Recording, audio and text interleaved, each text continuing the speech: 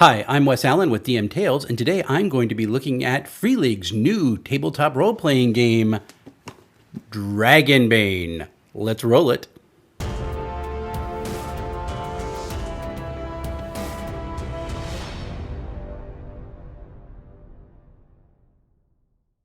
First, I wanted to thank all of my patrons of this channel. You make so many things possible, including keeping my website up and running, which is very, very helpful to me. If you would like to support the channel and keep me making these cool videos, joining Patreon is a great way to do it. If you're not able to do that right now, and believe me, I understand, if you do the whole like, comment, subscribe, and share thing, that really makes YouTube become aware that I am making this content and other people will see it. That also is really helpful to the channel. If you do those things, I would most appreciate it. Thank you very much.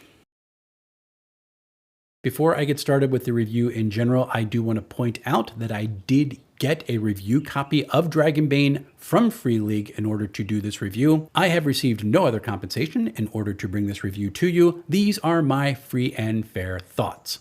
Let's get started. So Dragonbane is the original Swedish role-playing game. Dungeons & Dragons had never been translated into Swedish back in the 1980s. And from my research, back in 1982, there was a Swedish translation of a Chaosium game called Magic World. And over the decades of publication, this became its own thing. The title of the game in Swedish translates to Dragons and Demons, and these represent the forces of ultimate order, which is the dragons, and ultimate chaos, which are the demons. And the setting of the world is between these two great empires, which seem to destroy each other over and over again and leave ruins behind. And your party goes out and explores them. And not only the ruins of these two massive civilizations, but also all the lesser species civilizations which get ground into dust between these two giant millstones. So it's a really cool game. And despite the rather dramatic backdrop for it, it's filled with whimsy and a lot of cool antics can be had in it. It's a really cool setup. What I am excited about is that this is the first time this game has been translated into English, and that made me excited to take a look at it. So let's dive into the game. Dragonbane at its core is a roll under mechanic. You roll a d20, you try to reach your target or get under it in order to succeed. And if you are doing a typical task that doesn't have any skill, you just roll under your basic attribute score. And there are 6 of them: Strength, Constitution, Agility, Intelligence, Willpower, and Charisma. So if you were just trying to lift something up and there's no skill behind it, you would just roll against your strength score.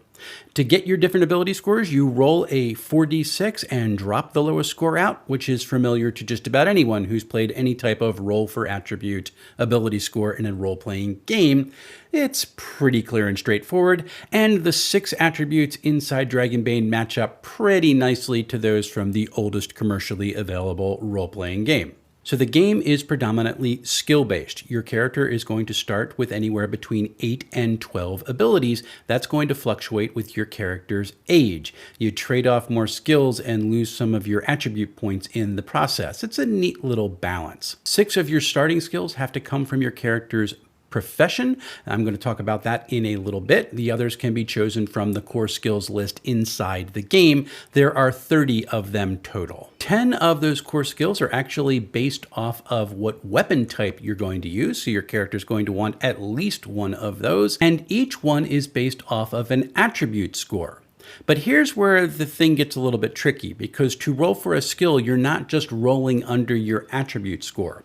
Rather, your attribute score is going to denote what your base chance for that skill is going to be. Now, your character is able to try any one of the 30 core skills in the game, even if you are not trained in them, and that base chance is going to be your essentially 0 level ability in each of these skills.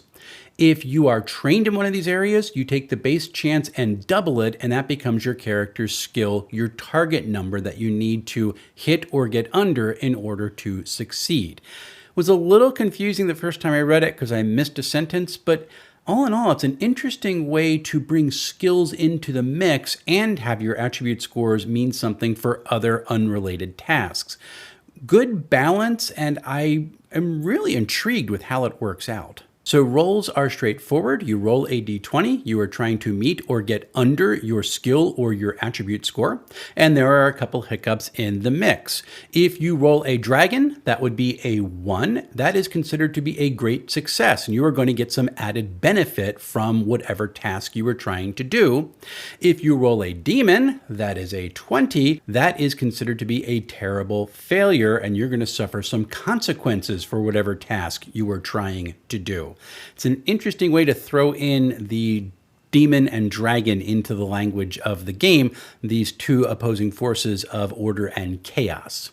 You can also roll with a boon and a bane. This is essentially rolling with advantage and disadvantage. If you roll with a bane, you roll 2d20, you keep the higher score because it is a roll under game. If you roll with a boon, you're going to roll 2d20 and you're going to keep the lower score because again, it's a roll under game.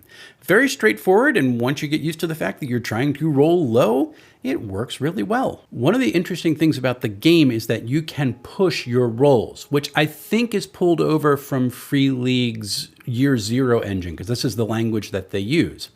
If you push a roll, when you fail, you re-roll all the dice, so boons and banes also carry over, and you have to take the new result. When you push a roll, however, what happens is whatever attribute you are using for that roll, you're going to get a condition. There are 6 conditions in the game. One applies to each attribute. And if you have a condition that affects that attribute, you are going to roll everything with that attribute with a bane until you can rest and relieve that condition. It's a nice way to add tension into a risk-reward situation. If you are at a climatic moment in the adventure and you fail a roll, everything could come to a screeching, crashing, disastrous halt. But if you push that roll, you have a chance in order to keep on going and maybe win the day. I love how they add that into the game, and I love how simple conditions are as well. Just 6, you can't double up on any one attribute, and when your character suffers from all 6 conditions, you can no longer push rolls until you clear some out. So again, this is a neat way to put some tension into the game. Do I really risk doing this at this point? How much further do we have to go? Really cool.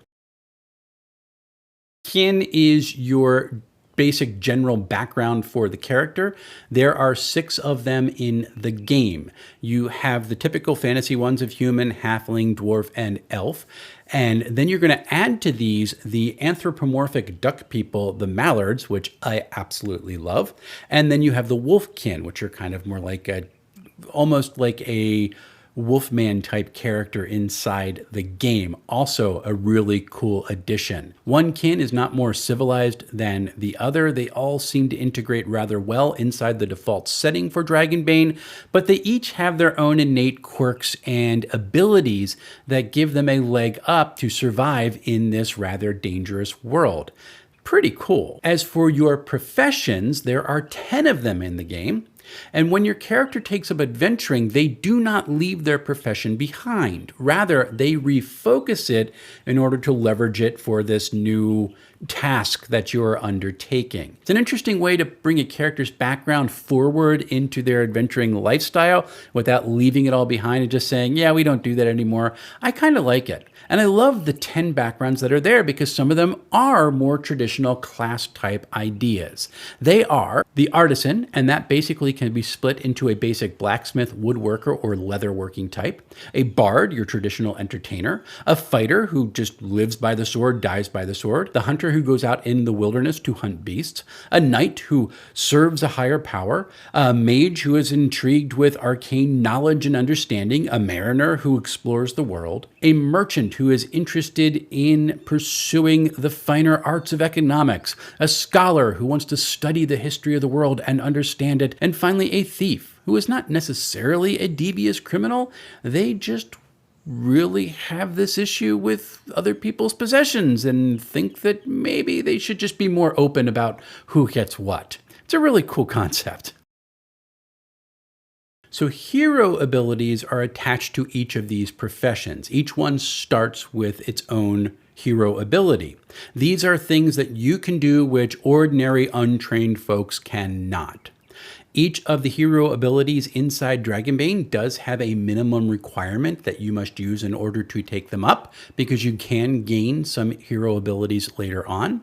And to activate your hero abilities, you need to spend a minimum amount of willpower points. So using them is part of resource management. The interesting thing is if you are a mage, you do not get a starting hero ability because you choose an arcana school through which you're going to cast your initial spells. Like a hero ability, you're going to use willpower points in order to activate your spell. So you don't have to track spell slots, you just have to manage the resources of your willpower points. There are, in this initial run of Dragonbane, 4 different schools for which you can choose your magical arcana. They are animism, elementalism, mentalism, and general magic. Spells have a rank. This has no mechanical impact on the game. They are just there to give you a relative reflection or base on which to recognize the general complexity of each different spell. If you want to cast a spell, you need to meet certain prerequisites. They are all listed in the spell listings. And to learn a spell, you do need to take time to be trained or be taught how to do it and write them down in your grimoire. To cast a spell, you have to have them prepared, and your amount of prepared spells is equal to the base chance of your intelligence score. So having a high intelligence for a mage is a really important thing if you want to have a good wide range of spells that you can choose from. To cast a spell, you have to power them. You can power them from any level from 1 up to 3. Each level is going to cost 2 willpower points in order to activate it.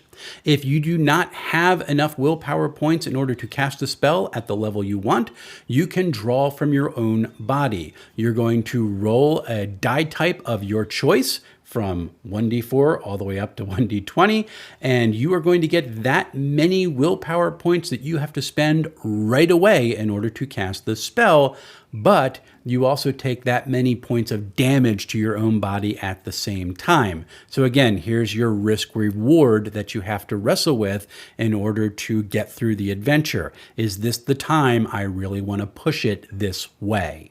And when you take up your magical school, you're going to get a skill in that particular school. So when you cast a spell, you're going to roll against your skill level in that magic school. And in the course of the game, you can learn spells from other magical schools. When you do that, you're taking up a skill in that particular school of magic. When you roll, same thing with everything else in the game. If you roll a dragon, you're going to suffer a mishap. There's a nice table of potential mishaps in the book from which you can choose. Then you can extend and expand your own if you want. And if you roll a 1, a dragon, you're going to get a special benefit from casting the spell. Maybe you get all your willpower points back, or you do extra damage, or you learn a new spell for a day that you wouldn't otherwise know. It's all really cool stuff, and I love the randomness of it. So advancement in the game is rather interesting. Every time you're rolling on a skill and you roll a dragon or a demon, you're going to put a check next to that attribute. And if you do that for an attribute multiple times in a game session, you're going to put multiple checks up there. And then after the session, you are going to be asked a series of questions. And if you can answer yes to any of them, you get to put a check next to a skill that is not already checked. The questions are rather straightforward. Did you participate in the game session? Did you explore a new location? Did you defeat one or more dangerous adversaries? Did you overcome an obstacle without using force?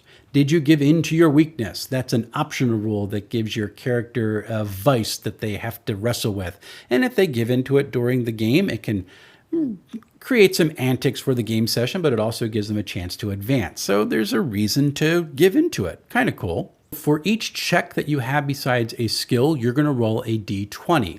If you exceed your current number, so it's not meet or exceed, you have to exceed it, that skill level is going to go up by 1. The max score for each skill is 18. You cannot get above that. But when you reach 18 in a skill, you get to choose a new hero ability that you can take up as long as you meet the prerequisites for it. So advancement is rather interesting. Magic advancement is done pretty much the same way. You are going to put a check mark next to your magic magic skill, and you can roll against that in order to go up. You can also choose to take a new school of magic arcana instead of increasing the score for your magic ability, and then that gives you a whole new pathway of spells that you can learn. Although you do have to go through the learning process to get them, they are not automatic. I like the balance of this. It's a mix between experience points and the more powered by the apocalypse method of resolving your connections inside the game. Very, very cool, very straightforward, and it's a lot of fun to do. Its advancement becomes less about, well, these are the things that I get now, and more, wow, am I actually going to get to go up this time? I like it. Dragonbane's initiative is card-based, and you actually have cards inside the box set numbered 1 through 10. You draw these in order to gain your initiative for that combat round, and the GM draws one for each monster or NPC that is in the combat, sometimes more than once.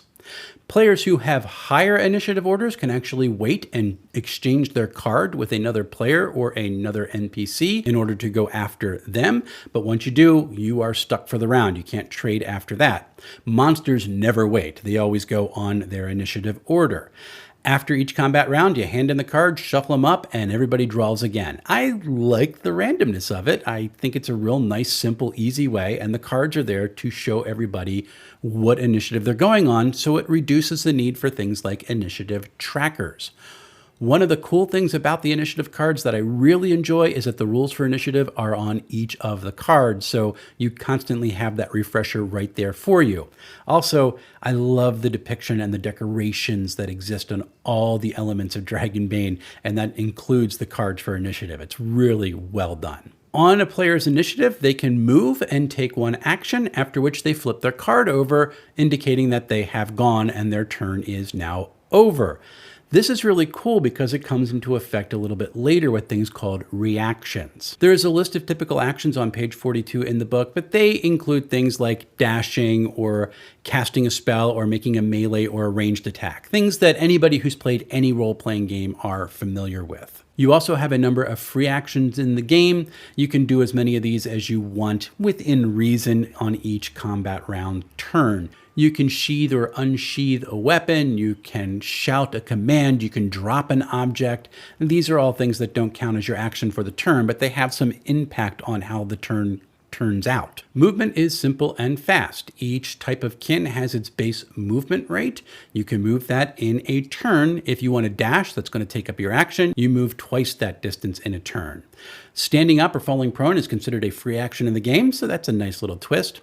And if you move through a door that is closed but not locked, that is going to take up half your movement for that round. So open the door, that's half your movement, but you can still move through. If you get within a 2x2 block of an enemy, moving past them is going to trigger an evade roll that does not count as your action for a turn, but if you miss it, the enemy has a free attack triggered against you. Everything is really simple. The game defaults to every square on a battle map being 2 meters, but it also just says if you're used to playing with 5 feet, just say everything's 5 feet, and it literally doesn't break anything. I love how they just went, you know, it's all relative anyway, who cares? Just play the game, and if it works, it works. It's a nice way to do things. So a melee attack is going to be rolled against your skill level for a particular weapon group. So if you have swords, you roll against swords. Again, you're trying to meet or go under your skill group. A hit leads to damage, which can be reduced by the target's armor rating. If you roll a dragon, that is considered to be a critical hit, and the players get to choose from several different options of the in-game impact of that. And then if you roll a demon, a 20, that is considered to be a massive failure, and you're going to have some issues with that as well. Reactions like parry and dodge are actions that take place outside of the normal initiative order. A parry is going to be rolled against whatever weapon you are using. So if you have a sword out, you're using a sword in order to parry, you roll against your sword skill. If you succeed, you're going to reduce the damage that you take to 0, but if the damage that would have been inflicted upon you is higher than the weapon's durability number, then the weapon itself becomes damaged. Again, there's that risk reward that comes into play. And then a dodge uses an evade roll. And if you succeed, you can move up to 2 meters away in any direction away from the attack that was coming in. The downside of doing this, however, is when you react that way, you flip your card over and you have lost your action for that turn. Again, the risk-reward benefit inside Dragonbane is woven throughout the entire system. It's one of the things that makes it really intriguing. So a ranged attack is pretty much run the same way as a melee attack. You're going to roll against the weapon skill. If the target wants to parry it, they need to have a shield in order to deflect the incoming missile. And if they want to dodge it, they roll pretty much the same thing they would have done for a melee attack. Very straightforward. When a character takes damage, it is reduced by whatever armor they're wearing. If the incoming damage is less than the armor, then it is scrubbed and they take no personal damage to themselves. When a character reaches 0 hit points, they are downed and they have to make a death roll, roll against their constitution. If they make 3 successes in their death rolls, that means they're going to live and they pop up with 1d6 hit points left. If they make 3 failures in their death rolls, that means they just die, and that's pretty much it. You roll a dragon when you are taking your death rolls, that counts as 2 successes. You roll a demon on your death rolls, that counts as 2 failures. If you take damage during this whole process, that is an automatic failure to your death roll. One of the coolest things about this whole dying process, though, is that you can actually persuade a character who has 0 hit points to rally. You roll against the persuade skill. If you succeed, that character gets up and can continue functioning in combat with 0 hit points. But every time they get hit, that counts as an automatic failure to their death save. So they essentially just have 3 hits left before they finally go down. And that's in addition to the fact that they still have to roll their constitution saves in order to pass or fail their death throws. So here's that risk reward writ large. You need that character in a massive fight who can inflict a massive amount of damage and need them up and at 'em, but they suddenly become a target and they're much more likely to die. That's a really cool mechanic. I love it. So the bestiary in the game is not large, but it is fun. And one of the things that I appreciate about it is that there is artwork for every creature in the game. At last! Of course, that probably also explains why the bestiary is not that large. But it's really cool. And the stats for each of these monsters is really, really simple. There's only a few of them. You have their ferocity, and the ferocity number that you have is the number of cards that a GM draws for that creature during the initiative of each combat round, because that's how many attacks they get. That's pretty cool. You have size, just where they are in size compared to a relative humanoid creature. You have movement, which is the number of spaces that a creature can move in a combat round.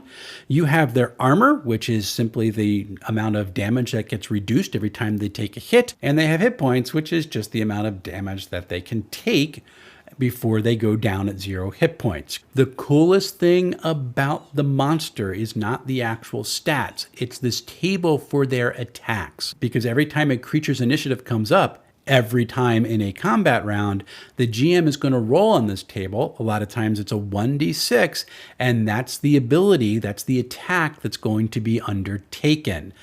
So there's this feeling of a little bit of dread and concern because some of these creatures' attacks are very, very powerful. And if you hit that, the character just might be done right then and there. And if the creature attacks more than once in a combat round, then you're rolling on that table and wow, it's going to get tense really quick. I love this concept. It takes away the idea of the GM constantly having to balance, well, they use this attack and that attack and 3 claws and 2 this, and they have this special attack they can only use once every 3 rounds. Nope. Roll the die. That number hits. This is what the creature does, narrated inside the game. I first saw that when I was reading through Dragonbane the first time and went, oh my gosh, this is amazing. One of the cool things about the game is that not every creature inside the bestiary is considered a monster. There are a couple creatures in there, like skeletons and goblins, for 2 examples, who are considered to be NPCs, and they have things like skills and weapons and skills with weapons that are going to determine how they roll to attack. So they're treated much more like NPCs that you can interact with. I love that they did this. It's very simple, very straightforward, and it makes the monsters very dangerous and unpredictable. Very cool. So Dragonbane comes as a box set. So what I'm going to do is a separate video on the box set itself to talk about the product design, because it's not just a book I am looking at. I will say in this video that the core rulebook is a considered full-size book, 8.5 by 11. It's not massive, and it was relatively easy to read, so I don't mind that it was a larger book. Some people might prefer that. I like it very much. So what I do want to talk about is the book design and layout for the core rulebook, because it is stunning. The decorative elements in this book are absolutely beautiful. They have this hand-drawn, if they are not actually hand-drawn, feel to them. And it's completely unified across the book. The color matches the general color palette of everything inside the book. It all blends together really well. And the different elements that are used to decorate the book fit in perfectly. It is an amazing unified feel. So the headers have a dragon head on the left and a demon head on the right, and that's all that's up there.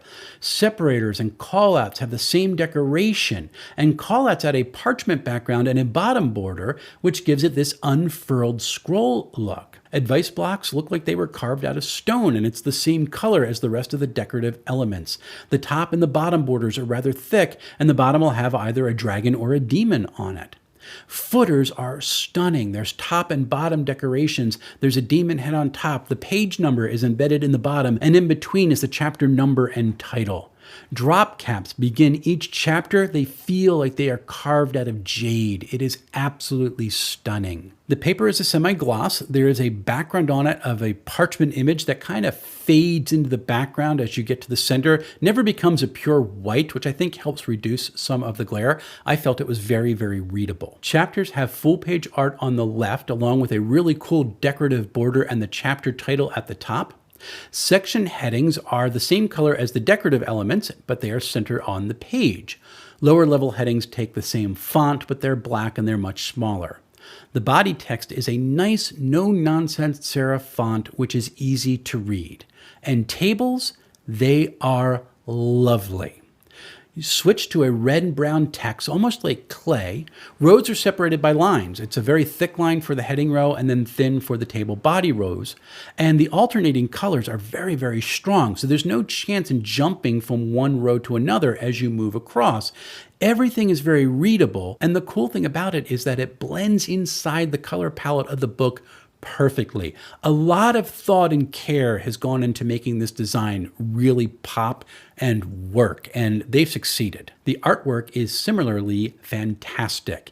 It is this cross between classic high art that you might get from some of the Dungeons and Dragons products to folk art to comic book art, and it's a blending of all these different ideas. There is a reddish tint to everything that helps it blend in really well with the background texture. Everything blends in so well.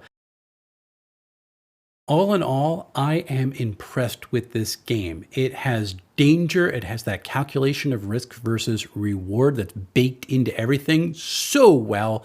Everything is balanced and intriguing, and you can imagine a whole bunch of cool things that you can do with your skills and throw into your wacky situations inside the game, but danger is always around the corner. I love this game, and I'm looking forward to running it or playing it at some time in the future. If you like box sets, if you like interesting settings, if you like cool mechanics that make your players stretch their brains in different ways, but it's really fun to do, Dragonbane's a game you want to try out.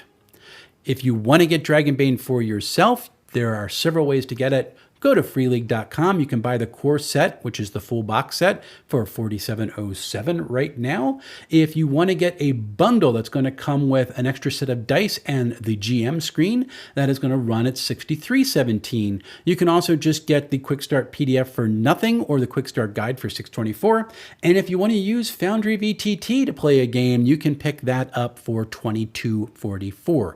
Not going to break the bank, and there's a lot of content in there that's going to be my next video.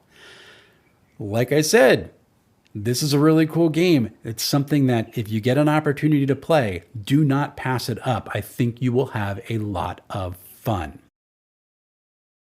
Next up on my channel, I'm going to be doing the breakout of the box set for Dragonbane. Following that, I hope to get my Fantasy Age review out. That's another really cool game that's put out by Green Ronin. That is the correct pronunciation. I went and asked. Until we see each other again, folks, happy playing, everyone.